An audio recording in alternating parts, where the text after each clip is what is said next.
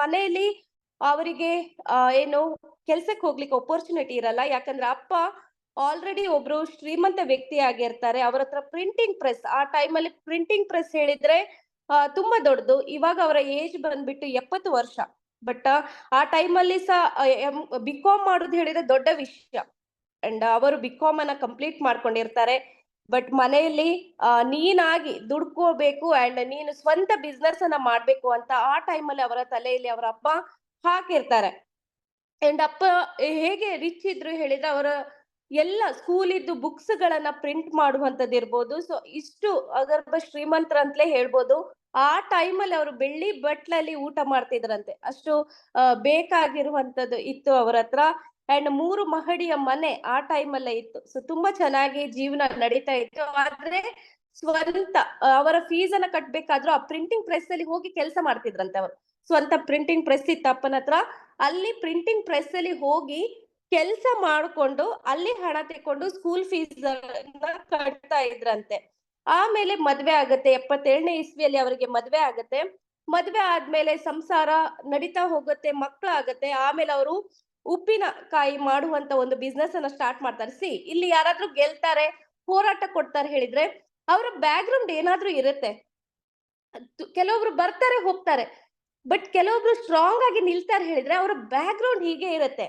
So ಹಾಗೆ ನಾವು ಅವ್ರ ಸ್ಟೋರಿಗಳನ್ನ ಗೊತ್ತು ಮಾಡ್ಬೇಕು ಹೇಳಿ ಸೊ ಉಪ್ಪಿನಕಾಯಿ ಬಿಸ್ನೆಸ್ ಅನ್ನ ಸ್ಟಾರ್ಟ್ ಮಾಡ್ತಾರೆ. ತುಂಬಾ ಚೆನ್ನಾಗಿ ರನ್ ಆಗ್ತಾ ಇರತ್ತೆ.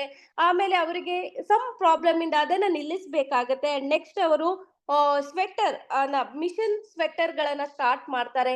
ಸಾರಿ ಬಿಸ್ನೆಸ್ ಅನ್ನ ಸ್ಟಾರ್ಟ್ ಮಾಡ್ತಾರೆ. ಇದು ಒಂದು ಸ್ವಲ್ಪ ಇಯರ್ ಅವರು ನಡೆಸ್ತಾ ಹೋಗ್ತಾರೆ. ಆಮೇಲೆ ಹೋಟೆಲ್ ಬಿಸ್ನೆಸ್ ಅನ್ನ ಮಾಡ್ತಾರೆ. ಹೋಟೆಲ್ ಅಲ್ಲಿ ಅವರಿಗೆ ಸಮ್ ಲಾಸಸ್ ಆಗತ್ತೆ. ಹೋಟೆಲ್ ಬಿಸ್ನೆಸ್ ಮಾಡುವಾಗ ಲಾಸ್ ಆಗ್ಬಿಟ್ಟು ಅವರ ವರ್ಕರ್ ಅವರಿಗೆ ಸ್ವಲ್ಪ ಮೋಸ ಮಾಡ್ತಾರೆ. ಮೋಸ ಆದ್ಮೇಲೆ ಅವರು ಝೀರೋಗ್ ಬರ್ತಾರೆ. ಮನೇಲಿದ್ದ ಚಿನ್ನಗಳನ್ನ ಸಹ ಅವರಿಗೆ ಸೇಲ್ ಮಾಡ್ಬೇಕಾಗುವಂತ ಸಿಚುವೇಶನ್, ಅವ್ರ ಮದ್ವೆ ಆದ್ಮೇಲೆ ಇದ್ದ ವಿಷಯ. ಚಿನ್ನ ಎಲ್ಲ ಸೇಲ್ ಮಾಡ್ಬೇಕಾಗುವಂತ ಸಿಚುವೇಶನ್ ಬರುತ್ತೆ. ಕಳ್ಳತನ ಆಗತ್ತೆ. ಒಂದು ಸಣ್ಣ ಮಟ್ಟದ ಕಳ್ಳತನ ಸಹ ಆಗತ್ತೆ. ಹೀಗೆ ತುಂಬಾ ಏರಿಳಿತಗಳನ್ನ ಜೀವನದಲ್ಲಿ ನೋಡ್ತಾ ಹೋಗ್ತಾರೆ. ಹಾಗೆ ಅವರು ದಿನಸಿ ಶಾಪ್ ಅನ್ನು ಸಹ ಹಾಕ್ತಾರೆ. ಸೊ ಹೀಗೆ ಎಷ್ಟು ಜರ್ನಿ ನೋಡಿ 70 ವರ್ಷದಲ್ಲಿ ಎಷ್ಟು ಎಕ್ಸ್ಪೀರಿಯನ್ಸ್ಗಳು. ಸೊ ಹೀಗೆ ಜರ್ನಿ ಹೋಗ್ತಾ ಇರತ್ತೆ. ಆಮೇಲೆ ಅವರು ಒಂದು ಸಕ್ಸಸ್ಸಿಗೆ ಒಂದು ಯಾವ್ದಾದ್ರು ದಾರಿ ಸಿಕ್ಕೇ ಸಿಗುತ್ತೆ ಹೇಳೋ ಹಾಗೆ ಸ್ಕೂಲ್ ಬ್ಯಾಗ್ ಇಂಡಸ್ಟ್ರಿಯನ್ನ ಸ್ಟಾರ್ಟ್ ಮಾಡ್ತಾರೆ. ಅದ್ರ ಜೊತೆಗೆ ಸೆಲ್ಫ್ ಸರ್ವಿಸ್ ಹೋಟೆಲ್ಗಳನ್ನ ಸ್ಟಾರ್ಟ್ ಮಾಡ್ತಾರೆ. ಸೊ ಇದೆರಡು ಅವರಿಗೆ ಬಿಸ್ನೆಸ್ ಆಗತ್ತೆ ಅಂಡ್ ದೊಡ್ಡ ಸಕ್ಸಸ್ ಅನ್ನ ಸಹ ಪಡ್ಕೊಳ್ತಾರೆ.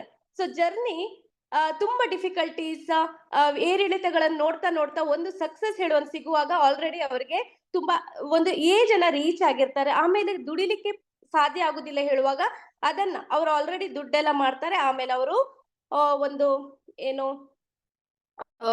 ಒಂದ್ ಕಡೆ ಅದನ್ನ ರೆಂಟಿಗೆ ಕೊಡ್ತಾರೆ. ಯಾವುದು ಬಿಸ್ನೆಸ್ ಅನ್ನ ಸ್ಕೂಲ್ ಬ್ಯಾಗ್ ಬಿಸ್ನೆಸ್ ಇರ್ಬೋದು ಅಥವಾ ಸೆಲ್ಫ್ ಸರ್ವಿಸ್ ಹೋಟೆಲ್ ಅನ್ನ ಅವರು ರೆಂಟಿಗೆ ಕೊಟ್ಟಿರ್ತಾರೆ. ಸೊ ಅವರ ಹತ್ರ ನನ್ಗೆ ಒಂದು ಕಲೀಲಿಕ್ಕೆ ಸಿಕ್ಕಿರುವಂತದ್ದು ಏನು ಹೇಳಿದ್ರೆ ಅವ್ರು ಹೇಳ್ತಾರೆ ಜೀವನ ಇಡೀ ಪಾಠ. ನಾವು ವಿದ್ಯೆಯನ್ನ ಕಲೀಲಿಕ್ಕೆ ನಾವು ಕೊನೆ ಉಸಿರಿರುವ ತನಕ ವಿದ್ಯೆಯನ್ನ ಕಲಿತಾ ಹೋಗ್ಬೇಕು ಹೇಳುವಂತ ಒಂದು ವಿಷಯವನ್ನ ನಂಗೆ ಅವರು ರೀಚ್ ಮಾಡ್ತಾರೆ. ಮಾತಾಡ್ತಾ ಇದ್ದೆ ನಾನು ಪ್ರತಿಯೊಬ್ಬರ ಹತ್ರ. ಸೊ ಅವರವರ ಎಕ್ಸ್ಪೀರಿಯನ್ಸ್ ಗಳನ್ನ ಕೇಳ್ತಿದ್ದೆ. ಅಂಡ್ ಅವರು ಈ ಮೋದಿ ಕೇರಿಗೆ ಬಂದಿದ್ದು ದುಡ್ಡು ಮಾಡಿರ್ತಾರೆ, ಎಲ್ಲ ಮಾಡ್ತಾರೆ ಕೊನೆಯಲ್ಲಿ. ಆದ್ರೆ ಅವ್ರಿದೆ ಇವಾಗ್ಲೂ ರನ್ನಿಂಗ್ ಅಲ್ಲಿ ಬಿಸ್ನೆಸ್ ಇದೆ. ಆದ್ರೆ ಈ ಬಿಸ್ನೆಸ್ ಯಾಕೆ ಬರ್ತಾರೆ ಹೇಳಿದ್ರೆ ಎಲ್ಲ ಜೀವನದಲ್ಲಿ ನೋಡಿದೆ. ಸಮಾಜಕ್ಕೆ ಏನಾದ್ರೂ ಮಾಡ್ಬೇಕು ಹೇಳುವಂತ ಉದ್ದೇಶದಲ್ಲಿ ಗಂಡ ಹೆಂಡತಿ ಇಬ್ರು ಡಿಸೈಡ್ ಮಾಡ್ಕೊಂಡು ಅವರು ಇಳಿತಾರೆ. ಹಸ್ಬೆಂಡ್ ಸಮಾಜಕ್ಕೋಸ್ಕರ ಏನಾದ್ರೂ ಮಾಡ್ಬೇಕು ಹೇಳಿ ಬೇರೆ ಬೇರೆ ಸೋಷಿಯಲ್ ಸರ್ವಿಸ್ ಗಳಲ್ಲಿ ಅವರ ಪಾಲ್ಗೊಳ್ತಾರೆ. ಅಂಡ್ ಮೇಡಮ್ ಅವರು ಮೋದಿ ಕೇರನ್ನ ಜಾಯಿನ್ ಆಗ್ತಾರೆ. ಇವಾಗ್ಲೂ ಅವರದ್ದು ಕೆಲವು ಶನೀಶ್ವರ ಟೆಂಪಲ್ ಇರ್ಬೋದು ಅಥವಾ ಬೇರೆ ಬೇರೆ ಏನು ಸೇವಾ ಸಂಸ್ಥೆಗಳಿರ್ಬೋದು ಎಲ್ಲಾನು ಹೊಂದ್ಕೊಂಡಿದ್ದಾರೆ. ಅದ್ರ ಜೊತೆಗೆ ಅವರ ಸೊಸೆ ಮಗ ಸ್ಕೂಲನ್ನ ನಡೆಸ್ತಾ ಇದ್ದಾರೆ.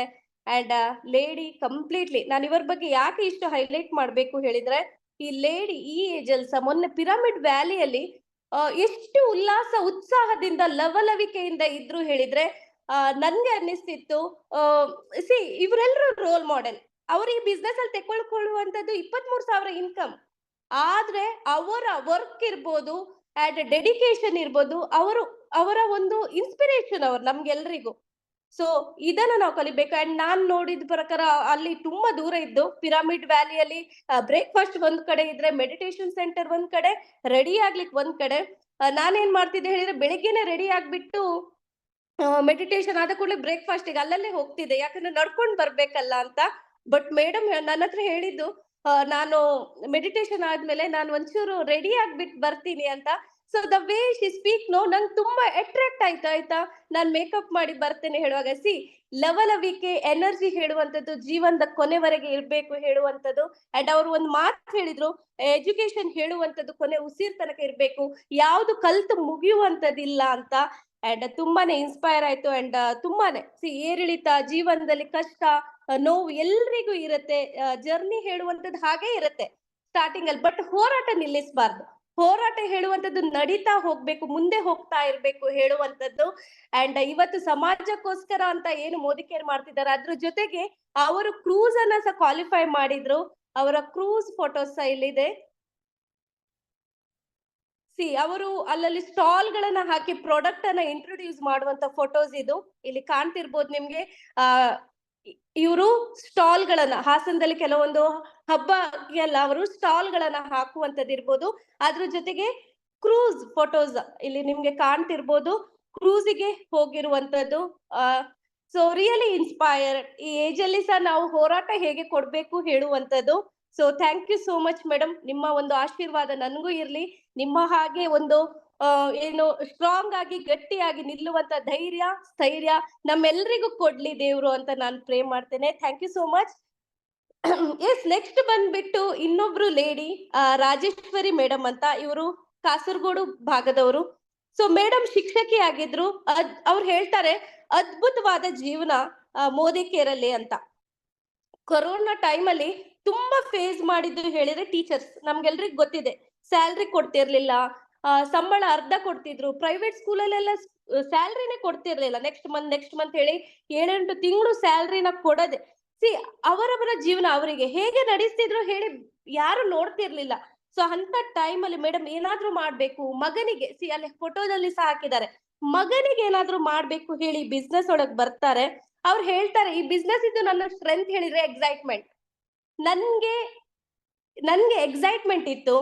ಅನೀಸ್ ಸರ್ ಹೇಗೆ ಕಾರ್ ತೆಕ್ಕೊಂಡ್ರು, ಈ ಬಿಸ್ನೆಸ್ ಅಲ್ಲಿ ಅವರು ಫ್ರೆಂಡ್ ಥ್ರೂ ಹೇಗೋ ಬಿಸ್ನೆಸ್ ಒಳಗೆ ಬರ್ತಾರೆ. ಮಾರ್ನಿಂಗ್ ಕ್ಲಾಸ್ ಅಟೆಂಡ್ ಆಗಿರ್ತಾರೆ. ಪವಿತ್ರ ಮೇಡಮ್ ಅವರು 2 ಮಾರ್ನಿಂಗ್ ಕ್ಲಾಸ್ ಅಟೆಂಡ್ ಆಗ್ತಾರೆ. ಹಾಗೆ ಅನೀಸ್ ಸರ್ ಇದು ಕಾರ್ ಸೆಲೆಬ್ರೇಷನ್ ಇರುತ್ತೆ. ಅವ್ರಿಗೆ ಒಂದೇ ಎಕ್ಸೈಟ್ಮೆಂಟ್ ಆಗುತ್ತೆ, ಅನೀಸ್ ಸರ್ 23 ವರ್ಷದಲ್ಲಿ ಹೇಗೆ ಕಾರ್ ತೆಕ್ಕೊಂಡ್ರು, ನಂಗೆ ಅದನ್ನ ಹೇಗಾದ್ರೂ ಹೋಗಿ ನೋಡ್ಬೇಕು ಅವರ ಕಾರ್ ಸೆಲೆಬ್ರೇಷನ್ ಹೇಳಿ. ಎಷ್ಟೋ ಕಷ್ಟದಿಂದ ಆ ಟೈಮಲ್ಲಿ ಕೊರೋನಾದಲ್ಲಿ ಗಡಿ ಪಾರ್ ಮಾಡ್ಲಿಕ್ಕಿಲ್ಲ, ಸ್ಟೇಟ್ ಟು ಸ್ಟೇಟ್. ಆ ಟೈಮಲ್ಲಿ ಕಷ್ಟ ಆಗುತ್ತೆ ಅವರಿಗೆ ಕಾಸರಗೋಡಿಂದ ಮಂಗಳೂರು ಬರ್ಲಿಕ್ಕೆ. ಆದ್ರೆ ಹೇಗಾದ್ರೂ ಮಾಡಿ ಆ ಒಂದು ಕಾರ್ ಸೆಲೆಬ್ರೇಷನ್ ಅನ್ನ ಅಟೆಂಡ್ ಆಗ್ತಾರೆ.